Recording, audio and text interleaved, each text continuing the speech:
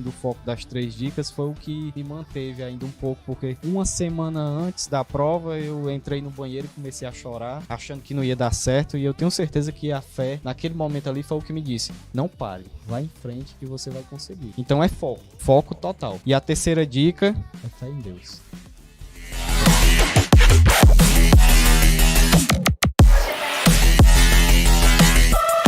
Boa tarde, gente, tudo bem? Meu nome é Bianca Agra e hoje eu tô aqui primeiramente para parabenizar o Lucas Neto e toda a equipe do Objetivo Concursos por mais essa conquista, né, a sede própria agora do curso. Eu que fui uma das primeiras alunas do Objetivo Concursos quando nós ainda assistíamos a aula numa salinha alugada em cima de uma igreja evangélica. O conforto era pouco, mas não faltava disposição, né, e energia pra gente estudar e conseguir os nossos objetivos, que foi o que aconteceu comigo. Graças a Deus, hoje eu tô aqui cerca de 6, 7 anos depois, até um pouco mais que isso, para contar que eu viajava diariamente de Pedra Branca para Quixadá para assistir às aulas do Lucas. Para quem não conhece, dá cerca de 120 quilômetros. Eu trabalhava o dia inteiro e viajava para assistir essas aulas à noite. E eu só posso dizer que valeu muito a pena, apesar do cansaço, apesar de que foi bastante difícil, não posso dizer que foi fácil, mas eu estou como concursada do INSS há 6 anos hoje. Também cheguei a passar no concurso do Banco do Brasil no mesmo ano, não tomei posse porque eu já tinha entrado no INSS, né? E assim, tudo na vida é esforço, né? A gente, como o Lucas sempre diz e vários outros professores de concurso dizem, concurso público é uma fila. Não adianta querer que o resultado venha rápido, porque muitas vezes não chega a vir rápido, né? Para algumas pessoas mais sortudas até sim, mas caso para você o resultado não chegue de imediato, continue persistindo, continue estudando, porque conhecimento só se acumula e uma hora vai chegar a sua vez na fila, como chegou para mim, né? Então, gostaria de dar essa força aqui para todos vocês que ainda estão na caminhada dos concursos e mais uma vez parabenizar o Lucas, que eu conheço a caminhada dele também desde o início, assim como ele acompanhou a minha, e dizer que eu sou muito orgulhosa de ter feito parte dessa história do Objetivo Concursos. Valeu, pessoal!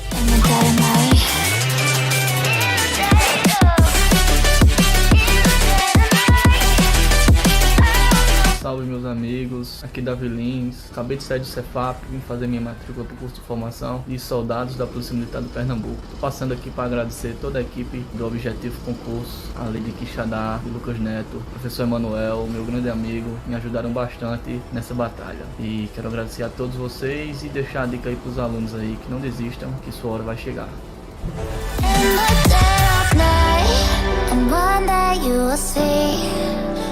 Fala, galera do Objetivo, hoje eu recebi a notícia tão aguardada há anos, depois de muito tempo aí de luta, desde 2017 para ser mais exato, quando eu tinha 18 anos, e agora com os recém-cumpridos 22 anos, consegui ser aprovado na Polícia Rodoviária Federal. Só tenho a agradecer a toda a equipe do Objetivo, ao Lucas Neto, e embarquei também com ele nesse projeto do Objetivo, que é um curso de excelência aqui no Nordeste, melhor presencial aqui do Nordeste. E é isso, muito obrigado.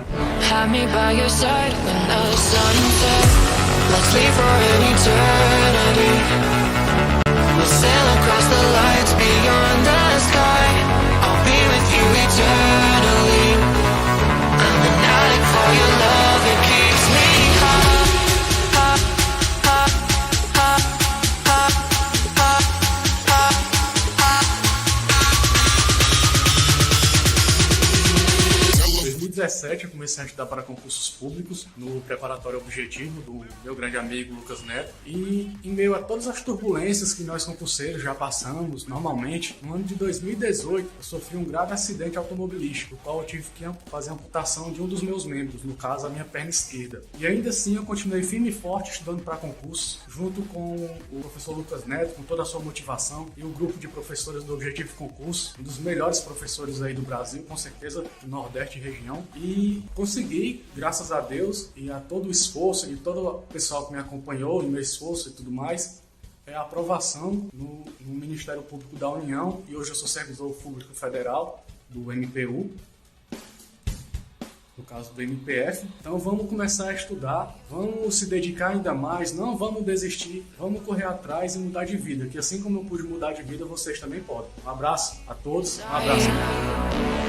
Have me by your side when the sun sets. Let's leave. Como foi esse processo aí de preparação? Qual foi as dificuldades que você enfrentou aí nesse processo? A preparação foi muito boa, eu me esforcei bastante, abri mão de muitas coisas que eu sempre gostei de fazer para poder enfrentar de corpo e alma para esse concurso. Como foram os aulões, né? Os eventos que o curso objetivo proporcionava, né? Os 24 horas, os corujões, os eventos e aulões aí esporádicos que nós tínhamos aqui no curso objetivo. Foi muito legal, a gente se motivava cada dia mais, porque às vezes a gente desanima um pouco para estudar, ficava um pouco mais motivado e começava a semana com mais vontade.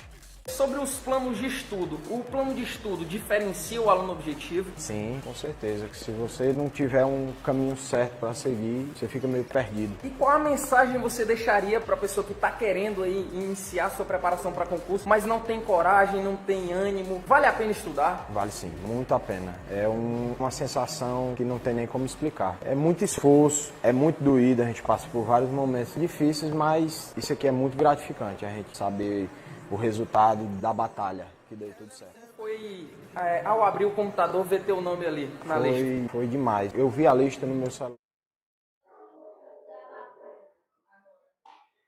Muito boa noite a todos, boa noite a todas. Sejam todos bem-vindos e bem-vindas. Vamos aqui começar mais uma aula sensacional que eu vou trazer para vocês, tá? Bastante conteúdo mesmo. De direito penal, vai ser direito penal na veia, parceiro, tá certo?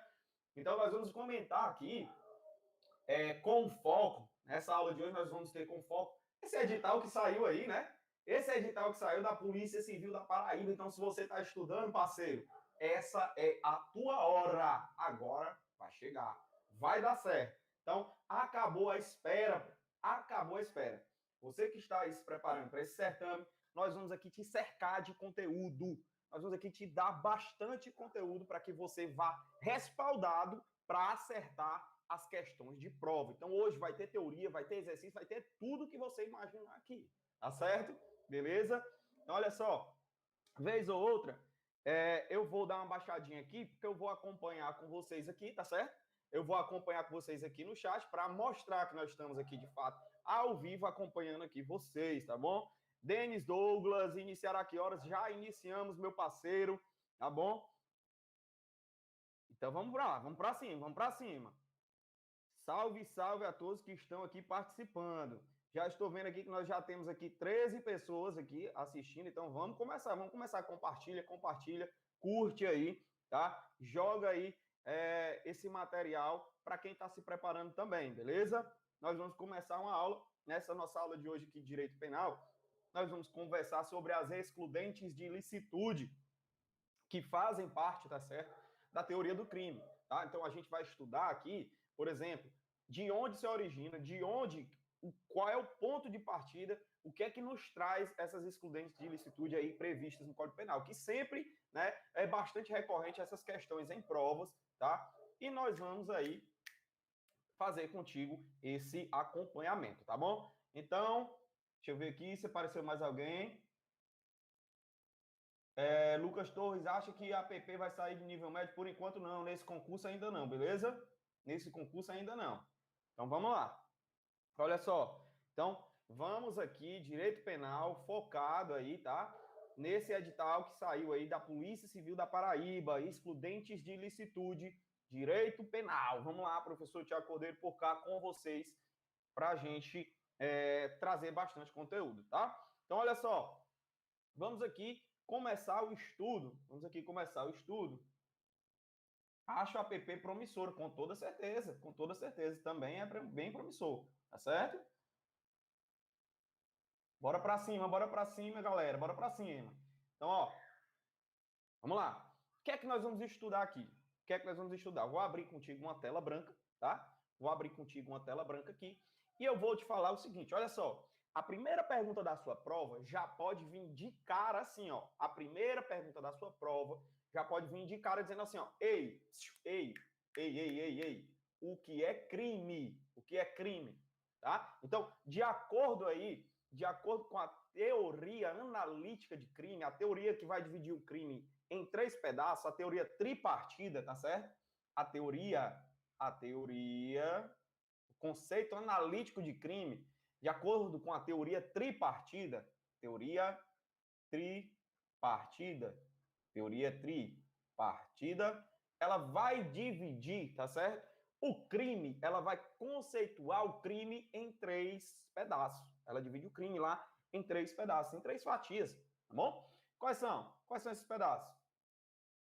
Quais são esses pedaços? Bora lá. O primeiro, ela vai dizer assim, ó, ei, pera lá, o crime é um fato típico. Esse mesmo crime é um fato típico e esse fato típico, ele é ilícito. Ilícito, tá bom?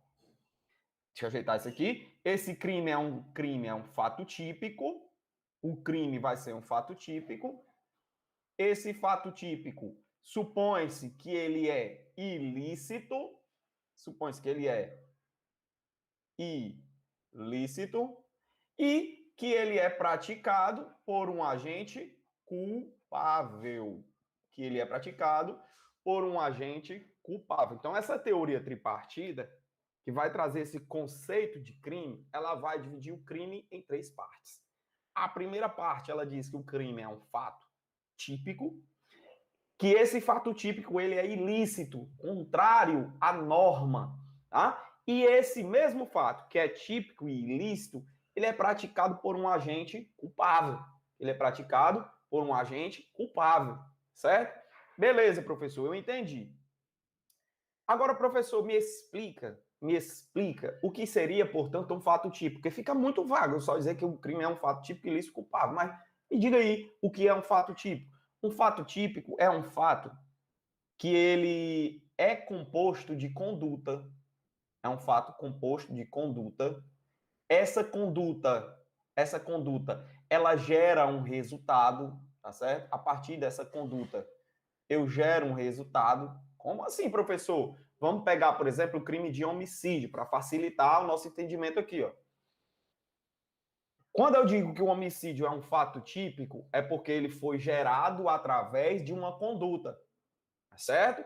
Ele foi gerado através de uma conduta, ou seja, alguém, o crime de homicídio é o crime de matar alguém, ou seja, alguém vai morrer, alguém mata e alguém morre, ou seja, a conduta de alguém, disparar em alguém, vai gerar um resultado morte em uma pessoa, certo? Então, essa conduta que alguém praticou, que um camarada, o agente criminoso praticou, ela vai gerar um resultado, certo? Então, a conduta, ela gera um resultado.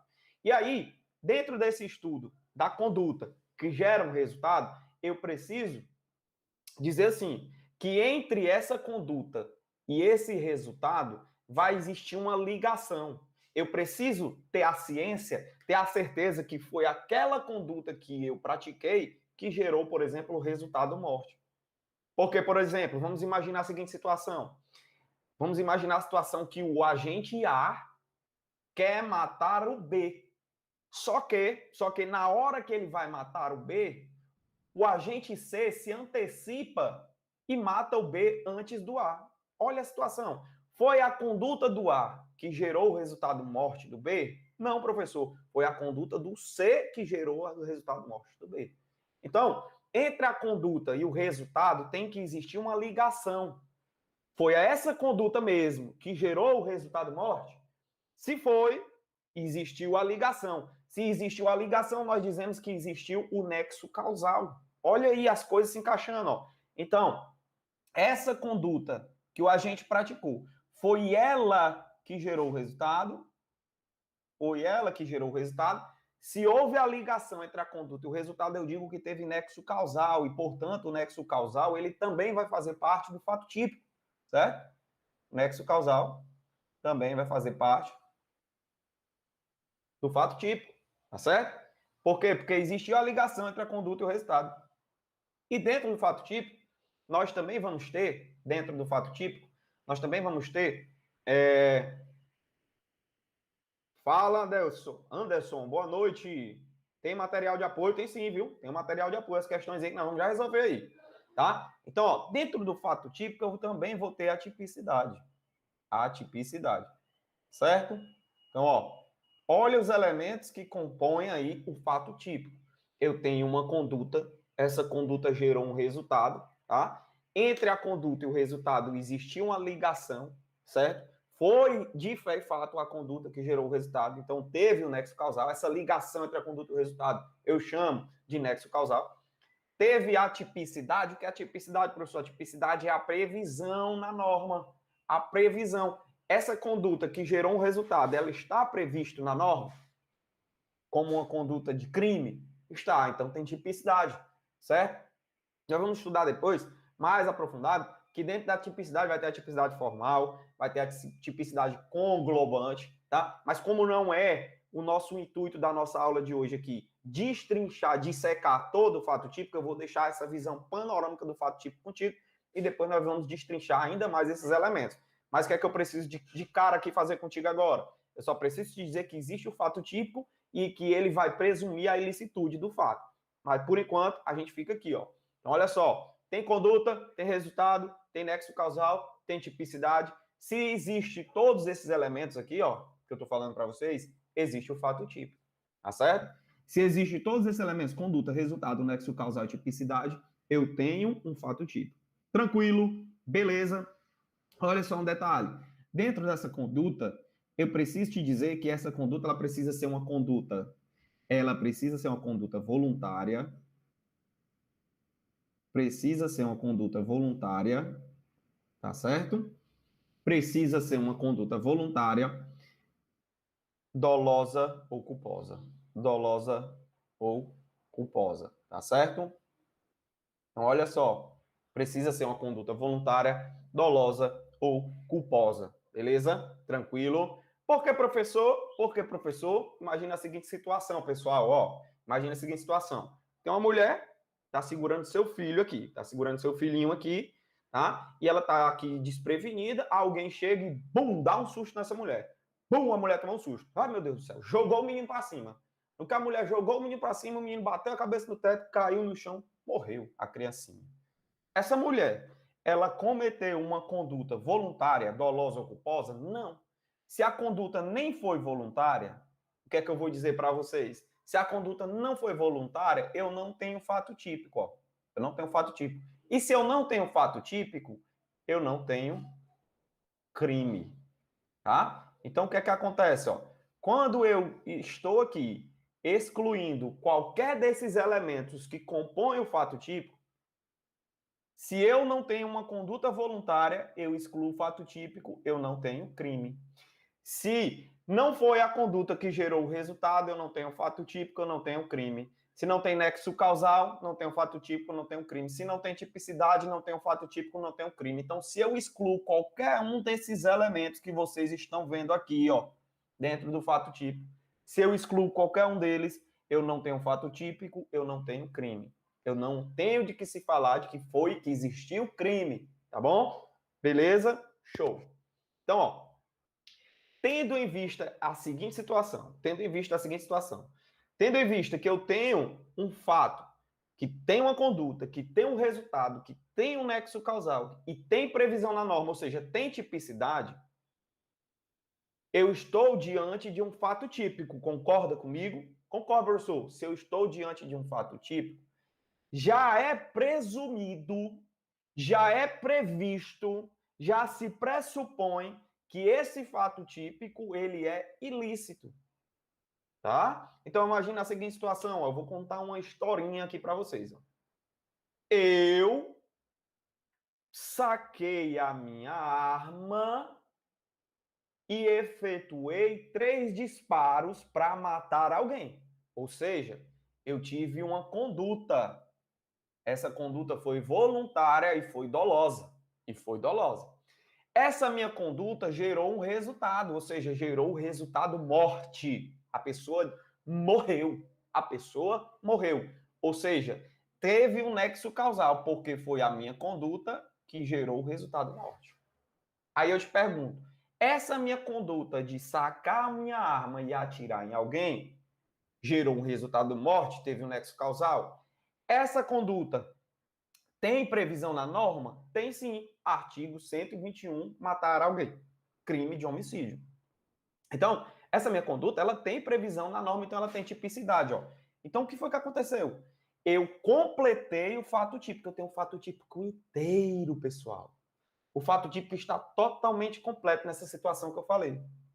Tá? Então, o que é que acontece? Nessa historinha que eu estou contando para vocês, que eu saquei minha arma e atirei alguém morreu, tá? O que é que acontece? Você já presumiu na sua cabecinha, você já pensou aí na sua cabeça que eu cometi um crime, né? Ou seja, você já presumiu que eu cometi um fato típico e que esse fato típico, ele é o que, pessoal? Ilícito. Concorda comigo, sim ou não? Quero ver aqui no chat. Concorda comigo? Sim ou não? Diante dessa situação, professor, concordo. Eu já vi que o senhor cometeu um fato típico e eu já estou dizendo que é ilícito. Eu já presumi que é ilícito. Só que o que é que acontece? A ilicitude, que também pode ser chamada de antijuridicidade, vamos colocar aqui, ó. Essa ilicitude também pode ser chamada de antijuridicidade.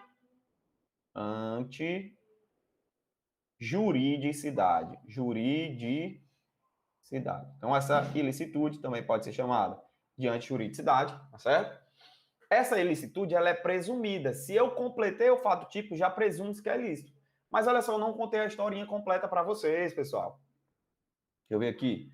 Eu não contei a historinha completa para vocês. Eu só atirei no camarada, eu só matei aquele cara porque na hora que ele estava vindo em minha direção, ele vinha com uma foice na mão para atacar na minha cabeça. Olha aí. Olha o que aconteceu. Eu só atirei no cara, eu não contei a história completa, agora eu tô contando, ó. Eu só atirei nesse camarada porque ele estava vindo em minha direção com uma foice na mão para atacar na minha cabeça. Então, o que foi que eu fiz? Olha para mim, olha para mim, olha para mim. O que foi que eu fiz? Eu afastei, eu repeli uma injusta agressão. Ou seja, lá vem o camarada, ó. Ele tá vindo em minha direção para me agredir. Uma injusta agressão. Então, quando eu vejo que ele tá vindo com a foice para atacar na minha cabeça, o que é que eu faço? Eu atiro nesse cara. E aí acabou gerando o resultado morte. Acabou gerando o resultado morte. O que foi que aconteceu? Eu agi amparado por uma excludente de ilicitude, certo? Eu agi amparado por uma excludente de ilicitude. Então, professor, quer dizer que em algumas situações o Código Penal ele vai permitir que eu complete aqui todos os elementos do fato típico e ainda assim não vai ser ilícito? Correto. Olha aí. O Código Penal ele vai visualizar isso aqui, ó. Ah, eu vou completar todos os elementos do fato típico e ainda assim esse fato não vai ser ilícito. Nessa situação, nós estamos diante das excludentes de ilicitude, que é o que nós vamos estudar aqui hoje, ó. Nós estamos diante das excludentes de ilicitude. Excludentes de ilicitude, tá? Então, olha só, o que foi que aconteceu? Eu vou estar amparado pelas excludentes de ilicitude, que são situações que o Código Penal permite que eu cometa um fato típico e ele não vai dizer que esse fato vai ser ilícito, vai ser justo, vai ser totalmente lícito, tá certo? Então, professor, quais são essas excludentes de ilicitude que nós vamos estudar? Vamos lá, vamos enumerá-las. As excludentes, ó. Nós vamos ter aqui o estado de necessidade,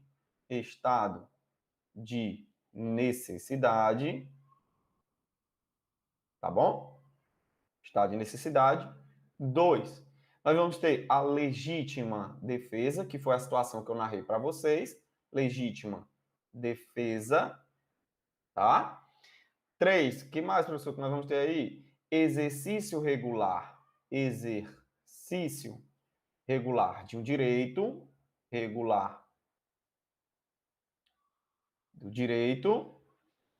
bom?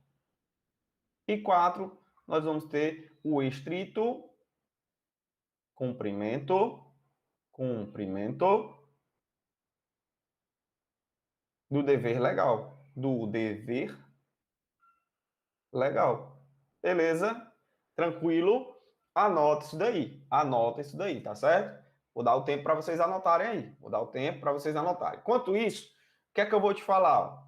Nós temos um fato que é típico. Esse fato típico, ele tem conduta, tem resultado, tem um nexo causal e tem a tipicidade. Beleza? Esse fato típico presume-se que é ilícito, mas em algumas situações o ordenamento, tá certo? O ordenamento jurídico, ele vai me permitir agir cometendo fato típico e ainda assim não vai ser ilícito, vai ser totalmente ilícito, vai ser totalmente justo, tá certo? E essas situações nós vamos chamá-las de excludentes de ilicitude, tá? E esse fato típico, que provavelmente vai ser ilícito, praticado por um agente culpável, e o que é esse culpável, professor? É a culpabilidade, tá certo? Culpabilidade. Essa culpabilidade é o estudo que nós vamos fazer para saber se eu posso fazer um juízo de reprovação. Como assim, juízo de reprovação? Exatamente. Juízo de reprovação pela conduta do agente. Da conduta do agente.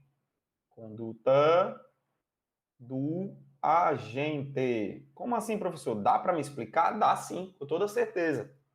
Imagine aí a seguinte situação, ó. Nós vamos ter situações, tá? Nós vamos se deparar com situações que o fato ele vai ser típico, vai ter conduta, vai ter um resultado que vai gerar, que vai ter um nexo causal, que vai ter a tipicidade, tá certo? E ainda assim, esse fato ele vai ser ilícito, esse fato ele vai ser injusto, vai ser contrário ao ordenamento. Mas, mesmo diante de um fato típico ilícito, eu não vou poder fazer um juízo de reprovação diante da conduta daquele agente. Tá certo? Como assim, professor? Como assim, professor? Fala, Raiz Silva, tamo junto, meu irmão, tamo junto. A lousa não está atualizando? Deixa eu verificar aqui, então.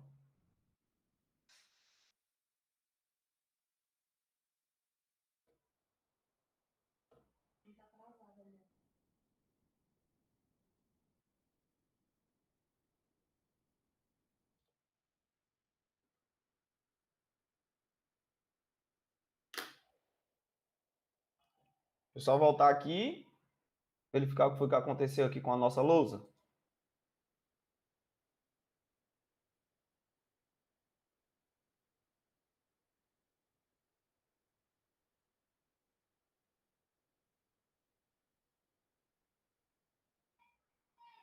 Só um instantinho.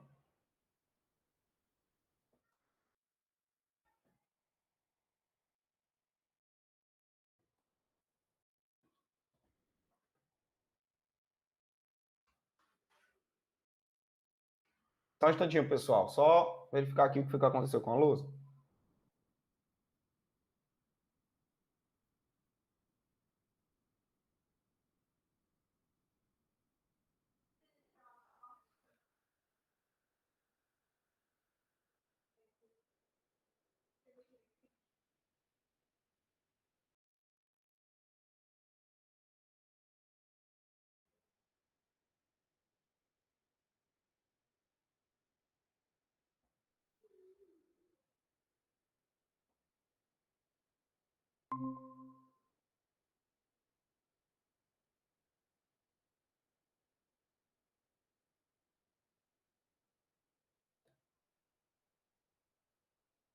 Deixa eu ver se deu certo. Acho que agora deu certo. Vamos ver, vamos ver.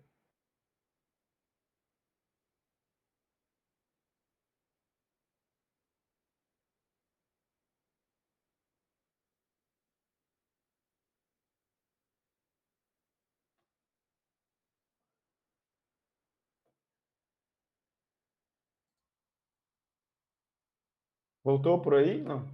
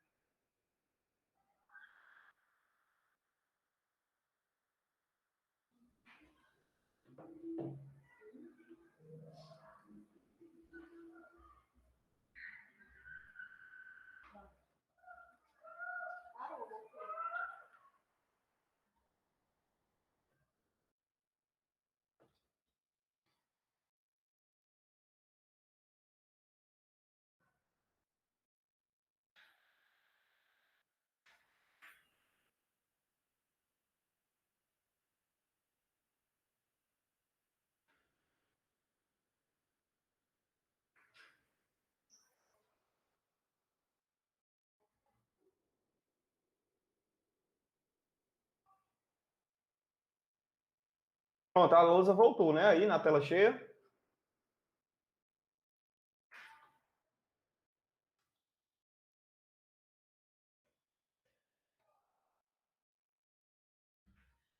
Pronto, galera. Então, assim, ó, vamos lá. A lousa tá aí na tela cheia agora, né?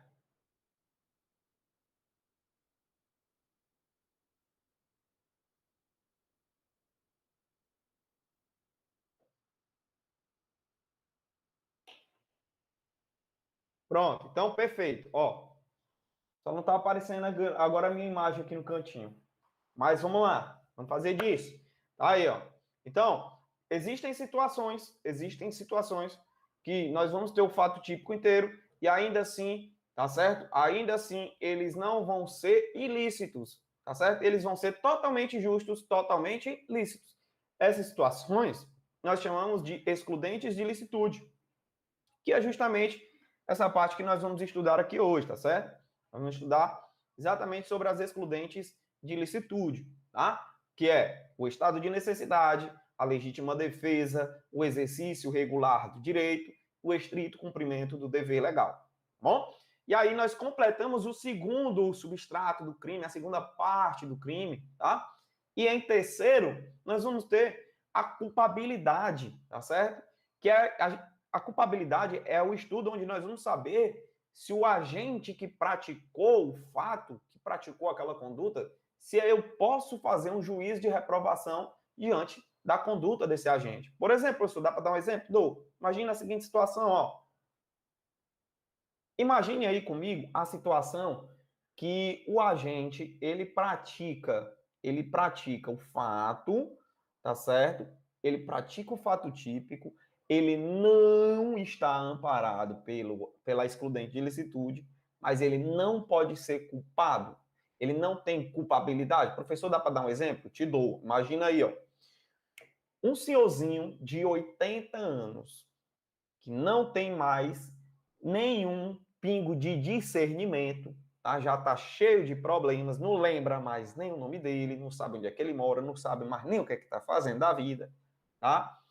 Em um surto totalmente fora de si, ele empurra uma pessoa que vai passando ali na rua, surtado, tá certo? Ele empurra uma pessoa que vai passando na rua, aquela pessoa cai, bate a cabeça no chão e acaba morrendo. Olha a seguinte situação. Teve ou não teve um fato típico? Teve um fato típico. Conduta, resultado, nexo causal, tipicidade. Ele estava amparado pelas excludentes de ilicitude, estado de necessidade, legítima defesa, exercício regular de um direito, estrito cumprimento do dever legal. Não, professor, ele não estava. Mas olha só, no terceiro elemento do crime, ele era um agente culpável, ou seja, eu posso fazer um juízo de reprovação diante dessa conduta desse senhorzinho? Professor, não posso fazer um juízo de reprovação diante dessa conduta. Se eu não posso fazer um juízo de reprovação diante dessa conduta, nós vamos dizer que esse senhorzinho aí, ó, ele não é um agente culpável. Portanto, nós vamos dizer que ele é inimputável, tá certo? E o professor, o que é esse negócio de inimputável, imputável? Olha só, quando nós falamos de imputabilidade,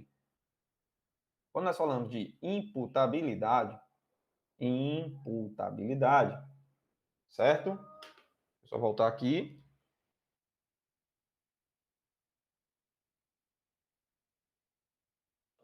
Quando nós falamos de imputabilidade, nós estamos falando, tá? Nós estamos falando de imputabilidade. Nós estamos falando se o agente ele tem ou não a capacidade de receber pena. Portanto, se o agente ele é imputável, ele tem a capacidade de receber pena. Se ele é inimputável, ele não tem a capacidade de receber pena. Tá certo? Beleza? Então, ó, tá atualizando agora o quadro, deixa eu ver.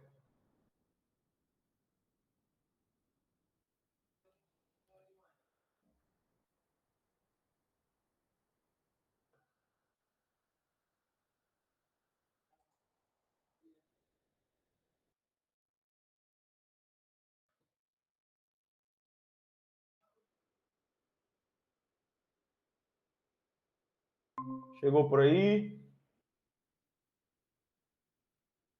Não, não tá atualizando.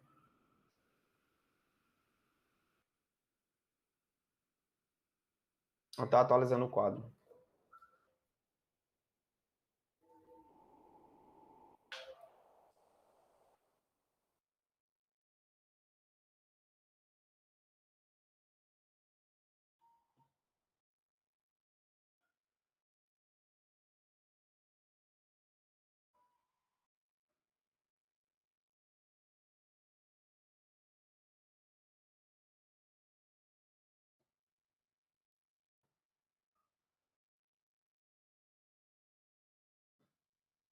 Só pedir aqui alguns instantes para vocês para a gente poder ajustar aqui o nosso quadro, tá bom? Só pedir aqui mais uns instantes para a gente poder ajustar o nosso quadro. Beleza? Show, show, show.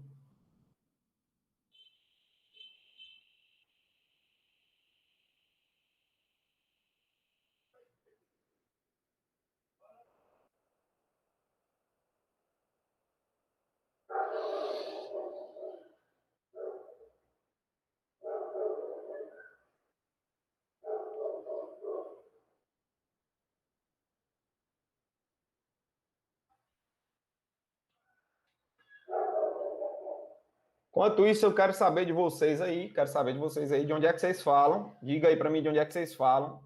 Vamos ou não vamos para cima dessa Polícia Civil da Paraíba, pessoal? Vamos ou não vamos? Esse edital aí, hein? O que é que vocês dizem? Banca Sebrasp na área, com questões de múltipla escolha, tá certo? Questões de múltipla escolha.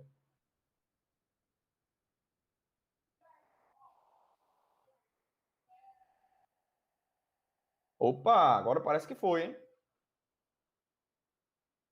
Agora parece que foi. Então vamos lá. Parece que agora deu certo. Deixa eu ver aqui.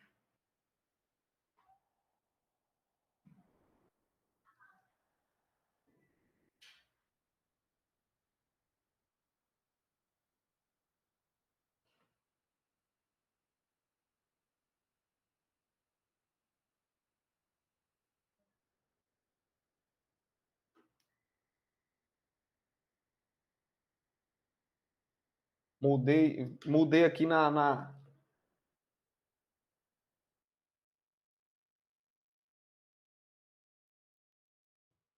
Fiz a modificação aqui, pronto. Parece que agora foi. Opa, agora vai, hein?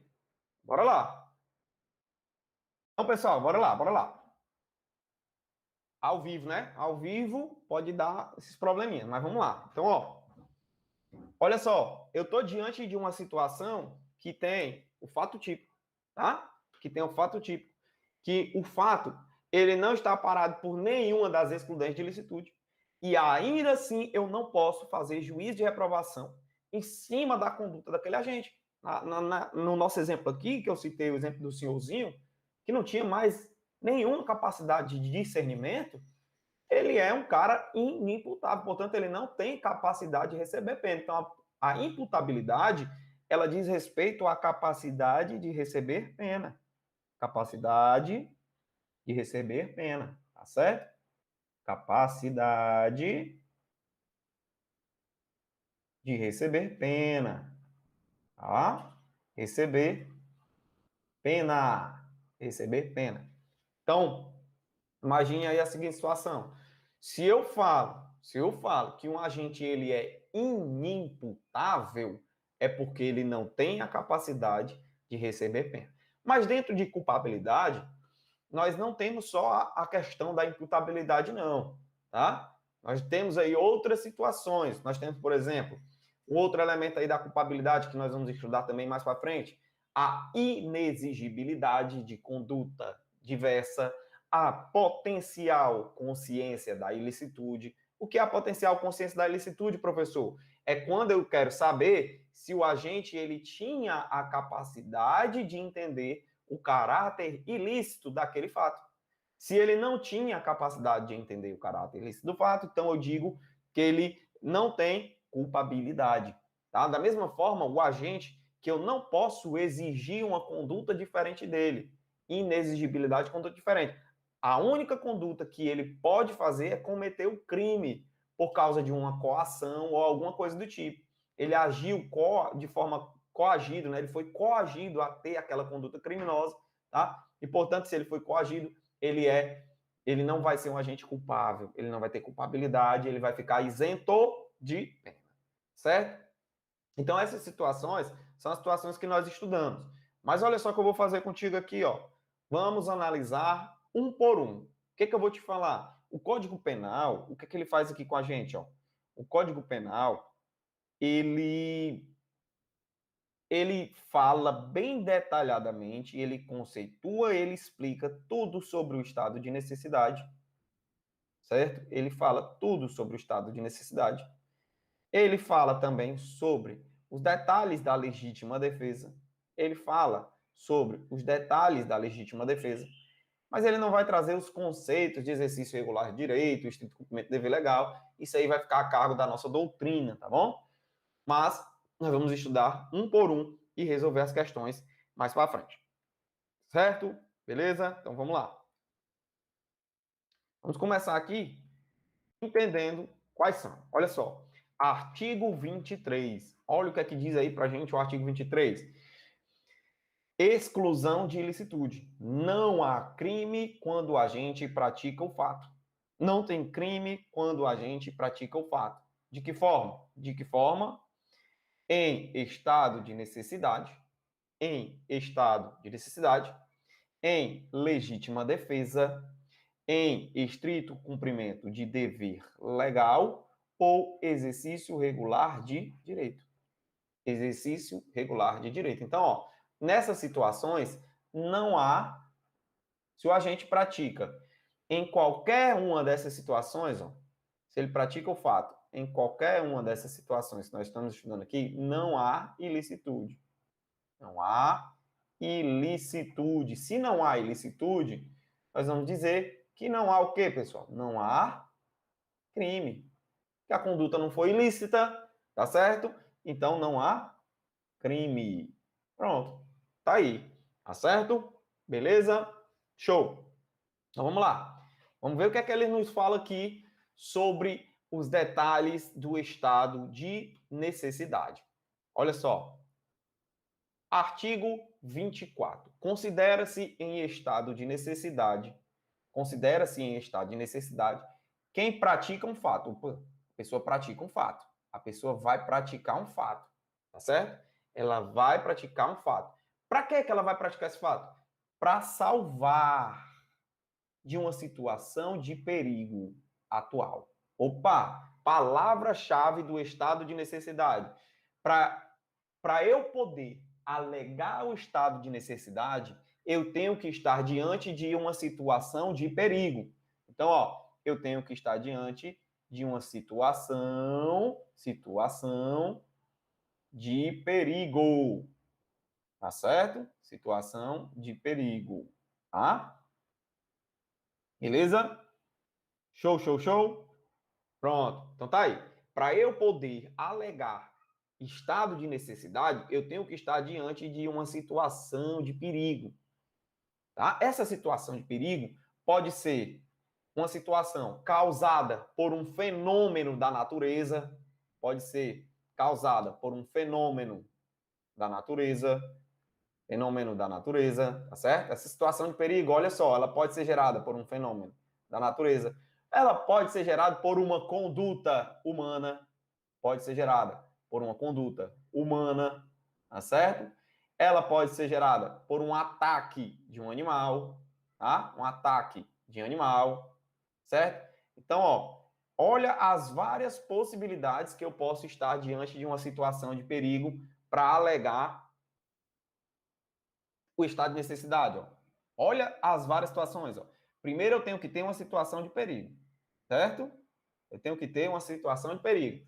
Esse perigo ele pode ser gerado por um fenômeno da natureza, por uma conduta humana, por um ataque de um animal, certo? Agora, o que é que você vai colocar bem aí um asteriscozinho?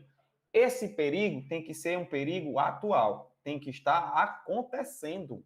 Esse perigo é atual, está ali acontecendo, tá? Não pode ser um perigo passado, não pode ser um perigo futuro, tá? Então, por exemplo, passou no jornal que amanhã vai acontecer uma catástrofe, eu moro numa ilha, amanhã vai ter um tsunami nessa ilha, e a única saída que eu tenho é furtar uma lancha de alguém e ir embora dessa ilha. Então, o que é que eu vou fazer? A situação de perigo é amanhã, vai ter um tsunami amanhã, eu já pego um dia antes a lancha de alguém, subtraio coisa alheia móvel, e vou embora com essa lancha e digo, ó, estou em estado de necessidade. Para salvar a minha vida, eu furtei a lancha, eu furtei o bem de alguém, um patrimônio de alguém, então eu estou em estado de necessidade. Não, errado. Errado. Beleza? Tranquilo? Belezinha? Então, ó, eu não posso alegar uma situação de perigo que já passou ou uma situação de perigo que vai acontecer. O perigo tem que ser atual, tem que estar acontecendo agora. Agora. Não pode ser depois, não pode já ter acontecido. Tá certo? Beleza? Então vamos lá. Beleza, estou diante de uma situação de perigo criada por um fenômeno da natureza, uma conduta humana, um ataque de animal. Outro detalhe, essa situação de perigo não pode ter sido criada pelo agente que alega o estado de necessidade. Não pode ter sido criada, não pode ser criada, não pode ser criada pelo agente que vai alegar o estado de necessidade, não pode, tá? Então imagina a seguinte situação, ó. Eu estou muito puto com as coisas que vem acontecendo e simplesmente resolvo tacar o fogo na minha casa, vou incendiar a minha casa, taco fogo. E na hora que eu vou sair da minha casa, eu vejo ali que a casa está em chamas, vai desabar, ou eu vou morrer queimado, ou eu vou morrer soterrado, tá? Mas foi eu que gerei o perigo, foi eu que incendiei a casa. Aí eu olho para um lado, olho para o outro, aquela portinha bem estreitinha, só dá para sair uma pessoa por vez, tá eu e outra pessoa dentro da casa, eu pego e empurro a pessoa, fica que eu vou me salvar. Empurrei alguém e me salvei. Empurrei alguém para eu poder passar sozinho na casa, na porta, e a casa depois desabou e a pessoa morreu queimada, tá? Lá dentro da casa, em chamas. Eu posso alegar estado de necessidade? Não posso, porque foi eu quem criou a situação de perigo. Então, se o agente que vai alegar o estado de necessidade, se foi ele quem criou a situação de perigo, não há que se falar estado de necessidade. Tá bom? Beleza? Tranquilão? Então, tá aí esses detalhes, tá certo? Tá aí esses detalhes. Mas vamos lá, vamos continuar na leitura do artigo aqui, ó. Não foi ele quem provocou, como já havíamos falado, ó. Eu não posso ter provocado a situação de perigo, nem podia de outro modo evitar. Nem podia de outro modo evitar, tá certo? Então, por exemplo, ó, imagina a seguinte situação. Eu te falei que o estado de necessidade ele pode ser causado por um ataque de um animal, não falei? Falou, professor. Imagina a seguinte situação. Eu estou com a minha filhinha pequenininha, está brincando na calçada, e vem um pitbull que se solta, né, da coleira do seu dono, tá? E aí eu olho para um lado, olho para o outro, esse cachorro, ele pode vir atacar minha filha e matar minha filha. O que é que eu faço? Ele não vai matar ninguém, não. Pega a minha arma aqui, disparo para matar o cachorro. Sendo que, nessa situação, o cachorro ainda vinha correndo de longe. Eu poderia ter feito o quê? Eu poderia, de outro modo, evitar. Eu poderia pegar o braço da minha filha, puxar ela para dentro de casa e fechar o portão da minha casa. Simplesmente assim. Ou seja, eu poderia ou não poderia evitar esse sacrifício de ter que matar o cachorro? Poderia. Então, se eu poderia, de alguma outra forma, tomar uma outra atitude, eu não posso alegar estado de necessidade. Tranquilo? Beleza? Então, ó, tá aí as seguintes situações. Para estar em estado de necessidade, eu tenho que ter uma situação de perigo atual. Vamos fazer essa observação. O perigo não pode ser um perigo pretérito. Não pode ser perigo pretérito. Observação. Não pode perigo passado. Perigo. Não pode perigo passado ou perigo futuro. Passado ou futuro. Tem que ser um perigo atual. Passado ou futuro. Não pode. Bom? Não pode. Não pode perigo passado, não pode perigo futuro. Tem que ser um perigo atual. Atual. E eu não posso ter criado a situação, né? Não pode ter sido eu quem criou a situação de perigo. Tá bom? Então a palavra, professor, mas eu quero saber como é que faz para identificar o estado de necessidade. Estado de necessidade, a questão ela vai te lançar uma situação de perigo. Esse perigo pode ser um fenômeno da natureza, uma conduta humana, um ataque de um animal. E outra coisa, você não pode ter outra forma de evitar, porque se você tiver uma outra forma de evitar, você tem que agir pela outra forma, ao invés de sacrificar esse bem jurídico, tá certo? Por que, professor, você está dizendo isso? Porque o estado de necessidade é simplesmente a seguinte situação. No estado de necessidade, você sacrifica um bem. Você sacrifica um bem para salvar outro bem. Para salvar outro bem. Para salvar outro bem. Então, olha aí, ó, que a gente está falando aqui com vocês agora. No estado de necessidade, eu vou sacrificar um bem para poder salvar outro bem jurídico. Tá certo? Tranquilo? Beleza?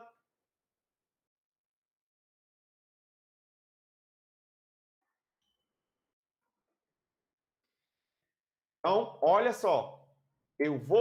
Para a gente identificar o estado de necessidade, a gente vai pegar como se fosse uma balança. Pegue uma balança, imagine uma balança. Nessa balança, você vai colocar dois bens jurídicos. De um lado você coloca um bem, de outro lado você coloca outro. Tá? Você vai sacrificar um bem para salvar outro bem. Você vai sacrificar um bem para salvar outro bem. Tá? E para você estar amparado pelo estado de necessidade, esse bem que você vai sacrificar, ele tem que ser igual ou inferior ao bem que você vai salvar, certo? Então, ó, vamos anotar isso. O bem que você vai sacrificar, outra observação. O bem que você vai sacrificar, sacrifica um bem igual ou inferior ao que vai salvar, tá certo? Tranquilo? Porque você não pode sacrificar um bem superior, para salvar um bem inferior, não pode. É o que vai nos dizer o parágrafo 2º aqui do artigo 24. Ó. Olha o que é que ele diz aqui, o parágrafo 2º, ó. Olha o que é que ele fala. Embora seja razoável exigir-se o sacrifício do direito ameaçado, a pena poderá ser reduzida de 1 a 2 terços. Então, o que é isso aqui que esse parágrafo 2º do artigo 24 ele está falando para a gente? Que se você for sacrificar um bem superior para salvar um bem inferior, você vai ser punido. Só que essa pena ela vai ser reduzida de 1 a 2 terços. Tá bom? Então, imagina a seguinte situação. Imagina uma senhorinha que tem um cachorrinho lá, que já acompanha essa senhorinha de vários e vários anos. Cachorrinho é a vida de um cachorro. O cachorrinho é o patrimônio dessa senhorinha. E a casa está em chamas, está pegando fogo e tarará. E ela simplesmente chega para o bombeiro e diz assim, olha, eu tenho que entrar para salvar o meu cachorrinho. E o bombeiro fica na porta da casa e diz, você não vai entrar. E ela vai, empurra esse bombeiro para poder entrar e salvar o cachorrinho. Ela entra, salva o cachorro e o bombeiro se fere, se lesiona, fica todo queimado. Ou seja, ela colocou a situação da vida do bombeiro em risco para salvar a vida do cachorrinho. tá? Ah, professor, então não posso falar em estado de necessidade? Não, nessa situação não, porque o bem que ela, no caso, sacrificou é superior ao bem que ela quis salvar. Nesse caso, ela vai ser punida, só que vai ter uma redução dessa pena de 1 a 2 terços, tá bom? Outro detalhe aí do parágrafo 1º, olha o que ele diz, ó, não pode, isso aqui é importante que você saiba, alegar estado de necessidade quem tinha o dever legal de enfrentar o perigo. Quem tem o dever legal de enfrentar o perigo? O polícia, o bombeiro, tá certo? Eles têm o dever legal de enfrentar o perigo. Tem o dever legal de enfrentar o perigo, tá bom? Então, eles não vão poder alegar estado de necessidade. Agora, o que é que eu quero que você se atente? A lei, ela não impõe atos de heroísmo. Ah, o bombeiro, ele vai ter que morrer para salvar as pessoas. Não. Ele vai ter que utilizar dos meios necessários para tentar salvar. Ele não pode assim omitir. Tá certo? Tranquilo? Beleza? Show. Massa, professor. Entendi. Agora vamos para o Instituto da Legítima Defesa. Vamos estudar aqui a legítima defesa, tá? Olha o que nos diz aí a legítima defesa. Entende-se em legítima defesa quem, usando moderadamente dos meios necessários, repele injusta agressão atual ou iminente a direito seu ou de outrem. A direito seu ou de outrem. Que situação é essa daí, professor? Olha só, primeira coisa, para a gente falar em legítima defesa, o que é que a gente tem que ter? Bora lá. Para se falar em legítima defesa, a primeira coisa que tem que existir é uma injusta agressão. Tem que existir uma injusta agressão. Beleza? Perfeito? Tem que existir uma injusta agressão, tá? Ou seja, essa agressão, ela vai ser uma agressão humana, tá? Vai ser uma agressão humana. Então, pessoal, não há que se falar, o policial foi passando na rua, atirou no cachorro para salvar a vida da criancinha. Ei, espera lá. O cachorro, ele tem uma agressão humana? Não, não tem. Mas existe a possibilidade de eu ter um ataque de um cachorro e ter legítima defesa? Somente, eu falei somente, quando o cachorro for utilizado como uma arma, quando o cachorro for utilizado como um meio para cometer uma injusta agressão. Por exemplo, o dono que atiça o cachorro para ele pegar alguém. Aquele dono, ele está agredindo alguém usando o cachorro. Aí, nesse caso, eu posso falar em legítima defesa. Mas o cachorro, por si só, ele não tem uma agressão humana, certo? Então, situação de perigo, estado de necessidade. Legítima defesa, injusta agressão humana. E aí, o agente que deseja alegar a legítima defesa, ele tem que atuar para repelir, para afastar uma injusta agressão. Tá? Lembrando que, se o agente ele se excede nessa legítima defesa, ele pode responder pelo excesso. Tá bom? Tranquilo? Então, vamos lá. Olha o que diz aí o artigo 25. Entende-se em legítima defesa quem, usando moderadamente dos meios necessários, repele injusta agressão. Opa! Usa dos meios necessários, repele ou afasta uma injusta agressão. Então, a legítima defesa ela só se configura até o momento que você faz cessar a injusta agressão. Se você já fez cessar uma injusta agressão, a injusta agressão não está mais acontecendo, você não pode continuar se achando no direito de atuar em legítima defesa. Tá? E outro detalhe, ó, essa legítima defesa, ela pode ser atual ou iminente. Olha a diferença, pessoal. Olha a diferença. Lá no estado de necessidade, você tinha que ter uma situação de perigo atual, certo? Ou seja, está acontecendo a situação de perigo. Na legítima defesa, a injusta agressão ela pode ser atual ou iminente.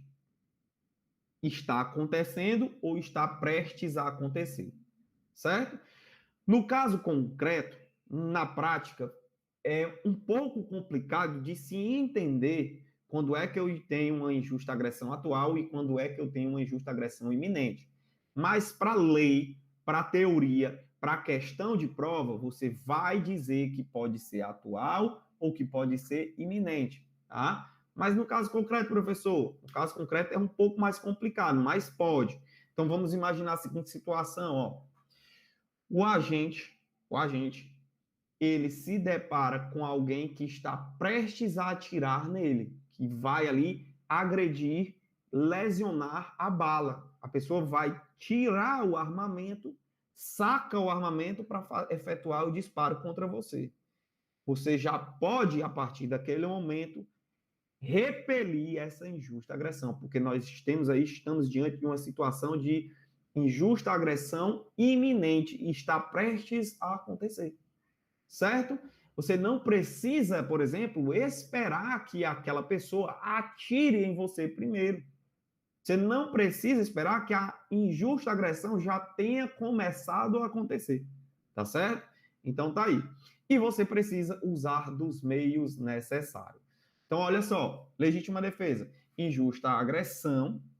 Essa agressão é uma agressão humana, tá bom? É uma agressão humana, diferente lá do estado de necessidade, que o estado de necessidade pode ser um perigo causado por alguém, por um fenômeno da natureza, ou também por um ataque de um animal. Aqui eu preciso de uma agressão humana. Um outro detalhe é que essa agressão ela pode ser atual ou iminente, tá? Pode ser uma agressão atual ou iminente. Você pode agir em legítima defesa de direito próprio, certo? Direito próprio. Ou também direito alheio, Como assim, professor? Deixa eu apagar aqui. Deixa eu só apagar esse pedacinho. Pronto. Você pode agir em direito próprio ou alheio. É o que a gente chama de legítima defesa de terceiro, né? Então, por exemplo, imagina que você se depara com a seguinte situação. Você está passando na rua e visualiza ali alguém que vai matar uma terceira pessoa. Você pode antecipadamente repelir essa injusta agressão a essa terceira pessoa. Se você se depara com a situação de um bandido tentando matar uma outra pessoa, você pode se antecipar e repelir essa injusta agressão para salvar a vida de terceiro. E você pode argumentar a legítima defesa, portanto. Tá? Lembrando que a sua conduta de legítima defesa, ela só vai até o momento em que você cessa a injusta agressão. Se você cessa a injusta agressão, cessou a injusta agressão e continua executando, você está agindo em excesso e você pode responder por isso, tá? Então, legítima defesa, existe a injusta agressão humana, atual ou iminente. Atual está acontecendo, iminente está prestes a acontecer. E você pode atuar para afastar, para defender direito seu ou de terceiro. E você vai utilizar de meios necessários.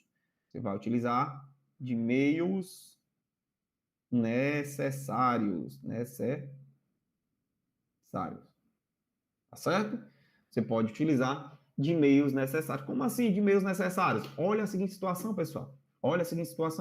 Imagina que alguém está vindo... Rapaz, eu estou chateado com aquela pessoa e hoje eu vou sair para lhe dar umas tapas. A pessoa está vindo para te dar umas tapas, assim. Está puto contigo, está com raiva de ti e vai te dar umas tapas. Aí você fala assim, rapaz, eu tô puto da vida, não quero levar tapa de ninguém, não. Você vem me bater? Vai me bater? Pois tome. Puxa a tua arma e dá 3 tiros na pessoa. Será que a arma de fogo era um meio necessário para repelir alguém que ia te dar umas tapas, faça essa seguinte situação, faça essa seguinte pergunta, tá certo? Beleza? Então, até o momento você precisa utilizar os meios necessários para cessar aquela injusta agressão. Você tem que utilizar os meios necessários para fazer cessar essa injusta agressão. Outro detalhe. Pessoal, será que cabe legítima defesa contra pessoas inimputáveis? Vamos fazer essa pergunta. Cabe legítima defesa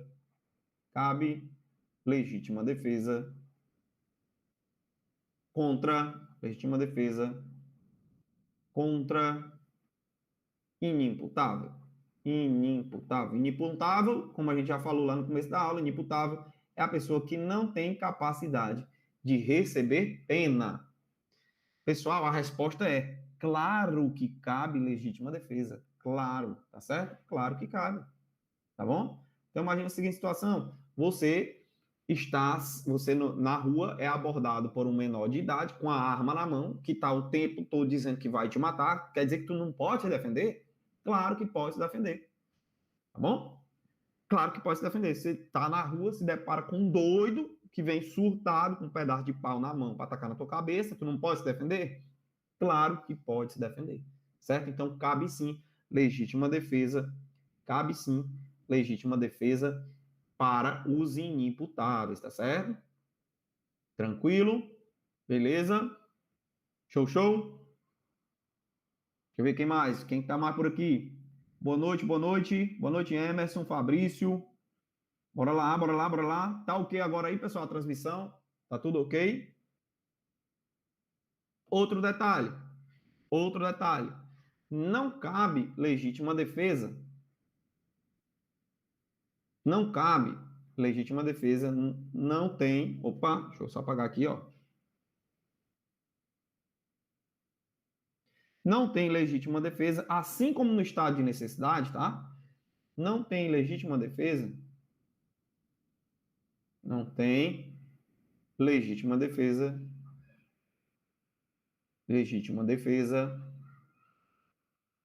De agressão futura ou passada. Agressão futura ou passada, certo? Então tem que ficar atento com isso, cuidado com isso, ó. Anote essa observação aí, anote essa observação que ela é de suma importância. Pessoal, como assim? O que é que o senhor quer dizer com isso? Ó, eu visualizei uma situação ali que alguém acabou de matar outra pessoa. Alguém acabou de matar. Ou seja, a injusta agressão já aconteceu, já passou. Aí o que é que eu faço? Ah, tu acabou de matar ele? Pois tome agora, vou lá e matar a pessoa. Eu posso alegar legítima defesa? Não posso. Porque a legítima defesa tem que ser em situação de injusta agressão atual ou iminente. Não pode ser uma injusta agressão do que já passou, certo? Eu não posso falar de legítima defesa daquilo que já passou, tá certo? Tranquilo? Beleza? Por quê, professor? Porque a legítima defesa daquilo que já passou, na realidade, não é defesa. Você não está se defendendo, você está, na verdade, se vingando. Nesse caso aí, você está se vingando, tá bom? Tranquilo? Beleza? E nem de uma agressão futura, tá? Ah, eu fiquei sabendo ali que aquele camarada vai me matar. Então, antes que ele me mate, peraí, vem cá, tu vai me matar, é? Pois toma, vai comendo. Eu já vou logo matando ele antes que ele me mate.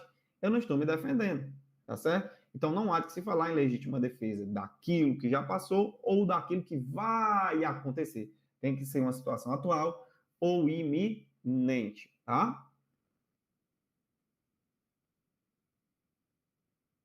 Bora para frente.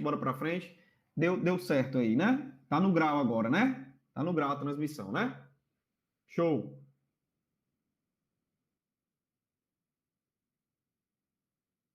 Então, vamos aproveitar. Deixa eu só pegar aqui e acompanhar como é que tá o chat.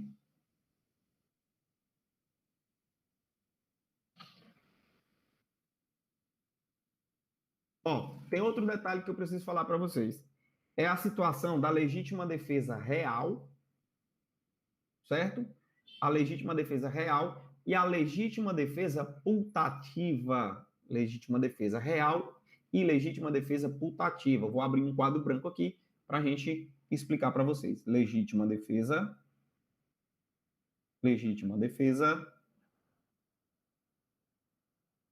real, legítima defesa real ou legítima defesa putativa, legítima defesa putativa. Tá? Professor, eu queria entender, professor, qual é a diferença desses dois tipos de legítima defesa. Bora lá. Olha só, a legítima defesa real é quando realmente há a injusta agressão. Quando ocorre a injusta agressão, certo? Quando ocorre a injusta agressão, tá bom?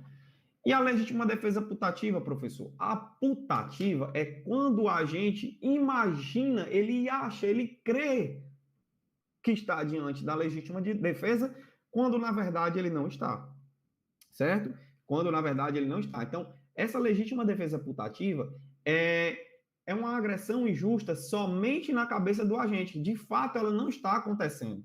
Então, é quando a injusta agressão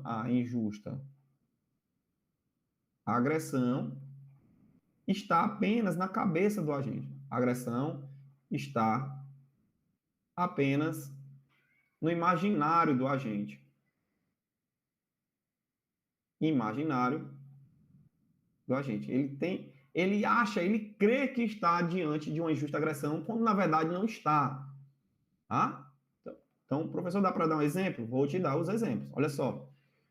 Legítima defesa real. Alguém está vindo para me agredir. Uma injusta agressão. A pessoa está vindo já para me bater, para me lesionar. Eu vou lá e me defendo. Agora, legítima defesa putativa. Eu tenho desafeto. Aquele desafeto disse que ia me matar. E aí eu disse, puta merda, o cara vai me matar. Aí um belo dia, isso é a legítima defesa putativa. Um belo dia, eu estou passando ali num beco escuro e eu vejo o cara vindo lá do outro lado da rua, em minha direção. O cara tá vindo do outro lado da rua, em minha direção. Aí, quando o camarada chega perto de mim, ele bota a mão aqui no bolso e eu vi que ele tirou uma arma. E quando eu vi que ele tirou a arma, eu me antecipei, tirei a minha e efetuei disparos contra ele. E disse, eu estou em legítima defesa. Quando, na verdade, eu não estava. O cara tirou do bolso dele aqui uma Bíblia para me dar, uma passagem bíblica para me passar, para dizer assim, ó, eu estou querendo paz. Eu não quero mais discutir com você. O camarada queria fazer as pazes comigo, queria voltar ali uns laços de amizade, ele não queria mais me agredir. Eu imaginei que eu estava diante de uma legítima defesa, quando na verdade eu não estava. Nesse caso, eu posso falar em legítima defesa putativa, certo? Não foi uma legítima defesa real. Não foi uma legítima defesa real, tá bom? Beleza? Show, show, show.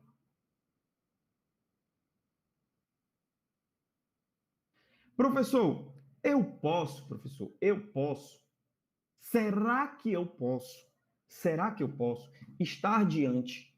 Será que eu posso estar diante de uma legítima defesa contra uma legítima defesa? Olha a seguinte pergunta, ó. Será que eu posso? Imagina a seguinte situação, tá aqui o A. Ajeitar esse A aqui. Tá aqui o B. Certo? Tá aqui o A. Tá aqui o B. Tá? O A, ele vai agredir o B. Agredir o B.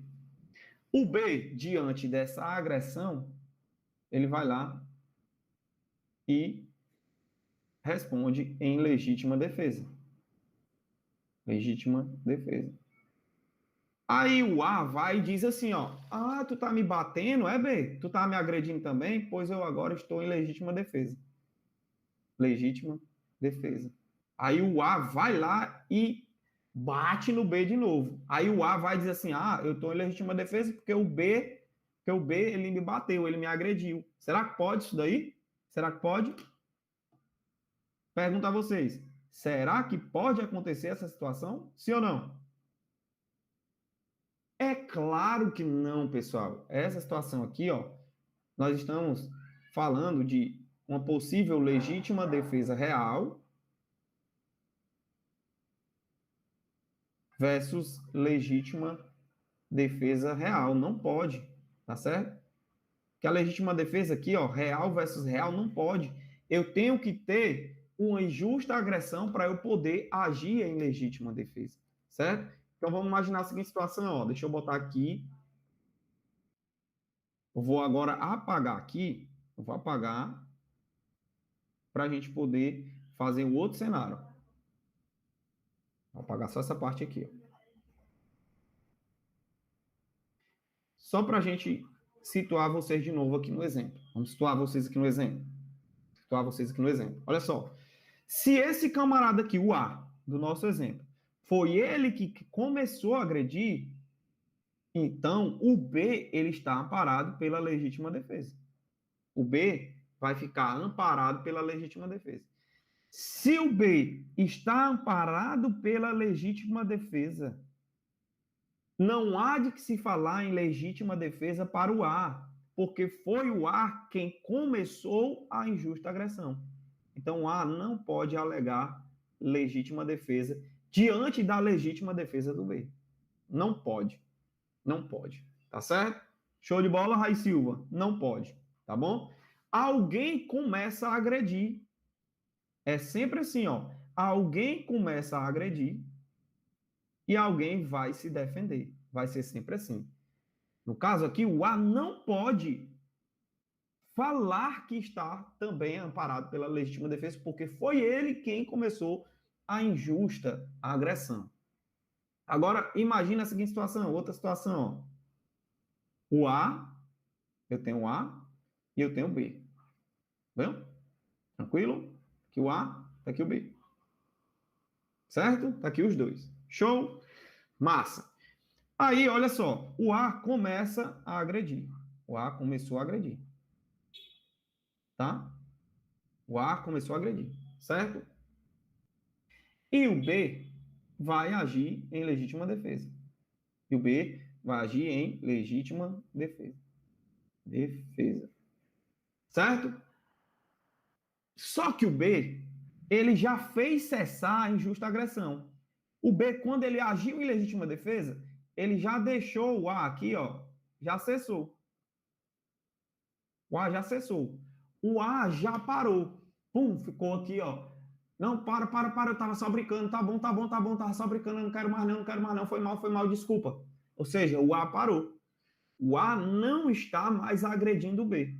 E mesmo assim, o B vai lá e continua. Brincando o quê, seu caba safado? Tome. Continua agredindo o A. Opa! Diante dessa situação, eu tenho um excesso. Diante dessa situação, eu tenho um excesso. Se eu tenho um excesso por parte do B, pessoal, se eu tenho um excesso aqui, ó, por parte do B, se eu tenho um excesso, o B não está mais amparado pela legítima defesa, certo? Então, ó, a partir do momento que o B fez o A cessar a injusta agressão, ele não está mais, ó, vamos apagar, apagamos. Ele não está mais diante de uma legítima defesa. Agora, ele está agindo em excesso. Se ele agiu em excesso, agora, o que é que o A vai poder fazer? O A agora vai poder se defender. O A agora pode agir em legítima defesa. Tá certo? Então, o que foi que aconteceu? Por conta do excesso do B, tá? o A já tinha cessado, agora ele está em excesso, já cessou a injusta agressão, agora o A pode agir de novo, o A agora vai poder agir diante de uma legítima defesa, porque o B, ele se excedeu. Então, se o B se excedeu, agora o A vai ficar amparado pela legítima defesa. Isso aqui é o que a doutrina chama de legítima defesa sucessiva e vem sendo cobrado demais em prova. Não é pouco, não, é demais em prova, tá? Essa situação que eu citei para vocês aqui é o que a doutrina chama de legítima defesa sucessiva. Legítima defesa sucessiva. Então eu te pergunto, pode a legítima defesa sucessiva? Pode. A legítima defesa sucessiva? Pode. Tá certo? Por quê? Porque o B agiu em excesso. Como ele agiu em excesso, o A já tinha cessado a sua injusta agressão, e aí o A agora pode ficar amparado pela legítima defesa. Então, pode sim, legítima defesa sucessiva. Tranquilo? Beleza? Show de bola? Responde para mim se deu para entender aí no chat. Diante disso, o que é que nós vamos fazer? Diante disso, o que é que nós vamos fazer? Vamos resolver uma questão, né? Vamos resolver uma questão. Olha só. Nossa primeira questão diz o seguinte: oficial de justiça ingressa em comunidade no interior do estado de Santa Catarina para realizar intimação de morador do local. Quando chega à rua, porém, depara-se com a situação em que um inimputável... Opa, bora fazer as devidas anotações. Um inimputável, em razão de doença mental, está atacando com um pedaço de madeira uma jovem de 22 anos, certo? Que apenas caminhava pela localidade.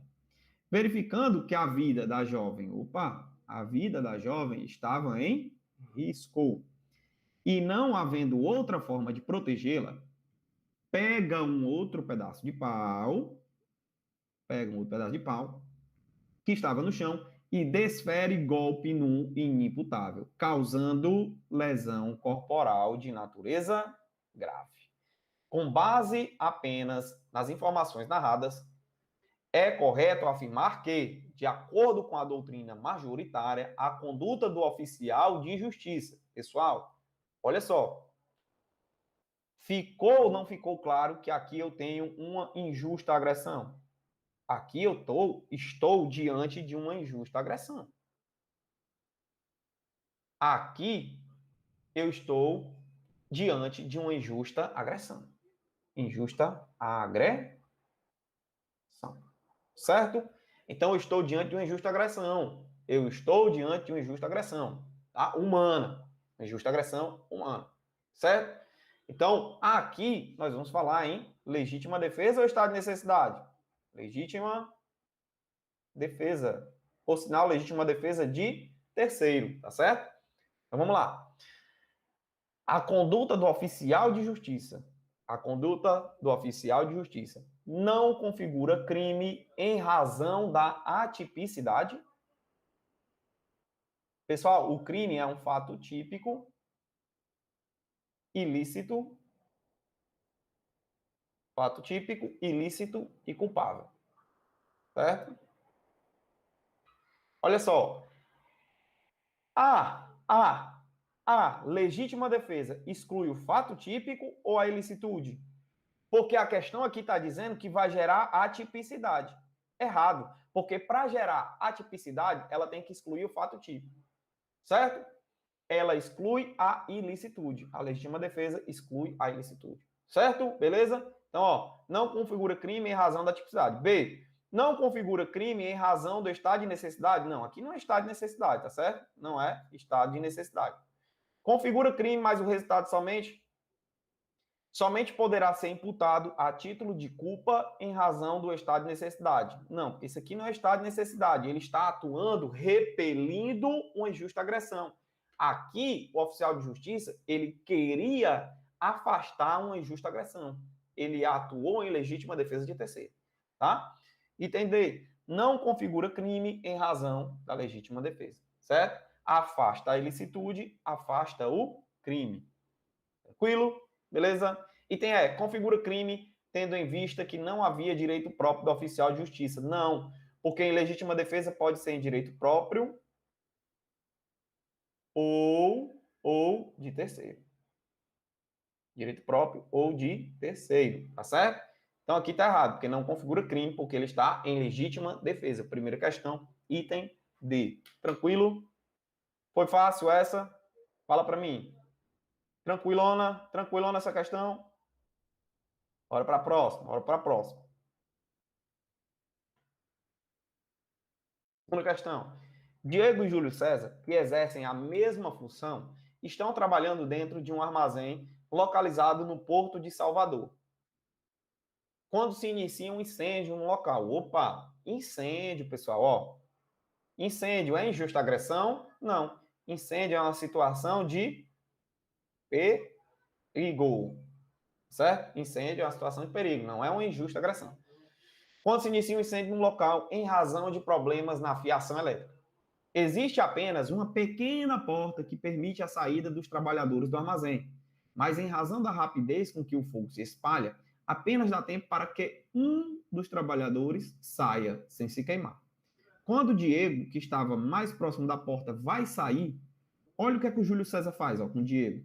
Júlio César, desesperado por ver que se queimaria, se esperasse a saída do companheiro, dá um soco na cabeça do colega de trabalho e passa à sua frente, deixando o armazém. Diego sofre uma queda, tem parte do corpo queimada, mas também consegue sair vivo do local. Em razão do ocorrido, Diego ficou com debilidade permanente do membro, certo? Considerando apenas os fatos narrados na situação hipotética, é correto afirmar que a conduta de Júlio César foi o quê? Qual foi a conduta do Júlio César aí? Será que a conduta do Júlio César foi crime? Presta atenção. Eu tinha uma situação de perigo. O Júlio César atuou, ele cometeu essa atitude para salvar um bem.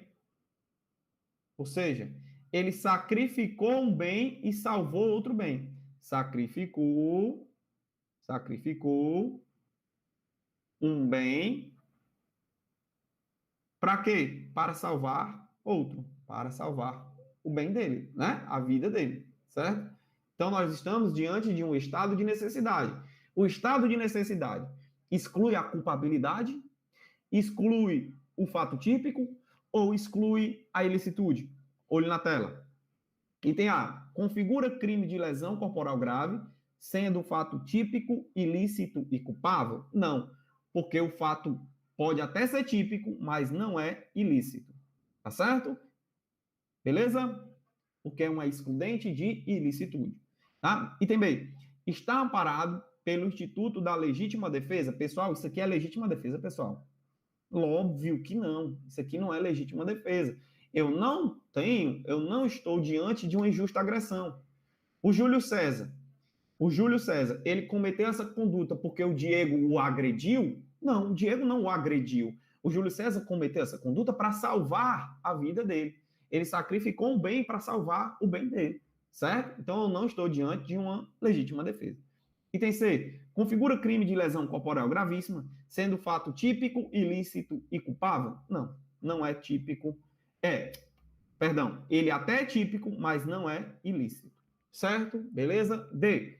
Está amparada pelo Instituto do Estado de Necessidade, causa de exclusão da ilicitude. Opa, tá perfeito o item D. Perfeito o item D. Mas vamos ler o E. Está amparado pelo Instituto do Estado de Necessidade, causa de exclusão da culpabilidade? Não. Até realmente é o estado de necessidade, mas não é uma causa de exclusão da culpabilidade. Tranquilo, pessoal? Belezinha? Tranquilão? Show, show, show? Massa, massa, professor. Entendi, ficou perfeito. Diz para mim aí, fala para mim no chat. Deu para entender? Fala para mim, tem que falar aí, ó. Fala aí, ó. Deu para entender, sim ou não? Responde. Ficou show, né? Vamos fazer aqui a nossa última questão. Nossa última questão, terceira questão. Considera-se em estado de necessidade quem? Opa, a questão aqui nessa situação, e já disse assim, ó, eu quero saber quem é que está em estado de necessidade. E tem A, pratica o fato para salvar de perigo atual, que não provocou por sua vontade, nem podia de outro modo evitar, direito próprio ao alheio, ainda que na circunstância seja exigível sacrifício, não. Esse sacrifício ele não pode ser exigível, tá? Ele tem que sacrificar a vida de alguém para salvar a sua. Não pode ser exigível. Não. Tá certo? Beleza? B. Considera-se estado de necessidade quem, exclusivamente em situação de calamidade pública, pratica o fato para salvar de perigo atual que não provocou. Opa, pessoal. Exclusivamente em situação de calamidade pública? Não. Será que o estado de necessidade só acontece quando eu estou em situação de calamidade pública? Não. Olha o que a gente falou lá atrás. Lá atrás a gente disse que o estado de necessidade pode ser uma situação de perigo. E esse perigo, ele pode ser gerado por uma conduta humana, ele pode ser gerado por um fenômeno da natureza, uma calamidade pública, pode ser gerado por um ataque de um animal. Então, não é exclusivamente por uma calamidade pública, tá? Essa situação de perigo pode ter sido gerada até por uma conduta humana, tá bom? Então, imagine a seguinte situação, ó. Eu estou aqui diante de um piloto, tá certo? Esse piloto, ele tá muito louco, certo? Tá muito louco, e ele resolve praticar manobras que possam, de alguma forma, causar algum acidente ou algum dano ao avião, e o avião sofre um dano em uma das asas, e aí eu estou diante de uma situação de perigo. Não precisa ser necessariamente uma calamidade pública. Foi em decorrência daquelas manobras imprudentes do piloto que o avião quebrou uma asa e aí o avião está caindo. Só que dentro desse avião, eu tenho lá vários passageiros, e só tenho um paraquedas. Eu estou ou não estou diante de uma situação de perigo? Estou. E foi ou não foi criado por uma conduta humana? Foi. Só que a questão, ela fala que tem que ser exclusivamente calamidade pública? Não. Estado de necessidade pode ser ou calamidade pública, fenômeno da natureza, ataque de animal, tá certo? Ou até mesmo uma conduta humana. Agora, lembrando, aquela pessoa que vai alegar o estado de necessidade não pode ter sido ela quem criou a situação de perigo, tá bom? Bora lá, tem C. Pratica o fato para salvar de perigo atual que não provocou por sua vontade, nem podia de outro modo evitar. Olha a situação do cachorro que eu falei. Se eu podia evitar fazer outra situação, botar a menina para dentro de casa, fechar a porta, eu tinha outra forma de evitar o ataque do animal. Não podia de outro modo evitar direito próprio ou alheio. Pode ser em direito próprio ou alheio no estado de necessidade? Pode também. Cujo sacrifício nas circunstâncias não era razoável exigisse. Esse aqui tá perfeitinho. Item C é o nosso gabarito. Eu não tinha como exigir outra situação a não ser sacrificar. Tá bom? Item D, exclusivamente em situação de calamidade pública. De novo, pelo amor de Deus, tá errado isso aqui. Eu posso ter estado de necessidade em razão de uma situação de perigo que um humano causou, ou calamidade pública, ou ataque de animal, várias vertentes. Beleza? Próxima. Item E, praticar o fato para salvar de perigo iminente ou atual. Olha o que eu te falei. No estado de necessidade, só vale o perigo atual. No estado de necessidade, não vale o perigo iminente. O único que cabe atual ou iminente, é o Instituto da Legítima Defesa. Legítima Defesa. Beleza? Então, ficamos aí com a nossa terceira questão, item C. Tranquilo, galera? Beleza? Fizemos teoria, resolvemos 3 questões, abordamos uma boa parte de conteúdo falando de estado de necessidade, falando de legítima defesa. Falamos de fato típico, falamos de culpabilidade, certo? Nas próximas aulas eu te espero aqui de novo para a gente falar ainda, ó, de estrito cumprimento de dever legal, o exercício regular de direito. A gente tem muita coisa para tratar aqui ainda. Então, pessoal, eu espero que que vocês tenham gostado. Eu espero ter sido claro. Qualquer dúvida você pode entrar comigo, tá? Você tem aí acesso total para falar comigo. A gente tira dúvida, não tem problema nenhum. E qualquer dúvida aí sobre os cursos, entra em contato com a galera aí do Objetivo, que eles estão de pronto para te ajudar. Beleza? Espero que vocês tenham gostado. Foco, força, não desistam dos seus sonhos. Vamos para cima. Valeu! We'll sail across the lights beyond the sky. I'll be with you eternally. I'm an addict for your love, it keeps me high.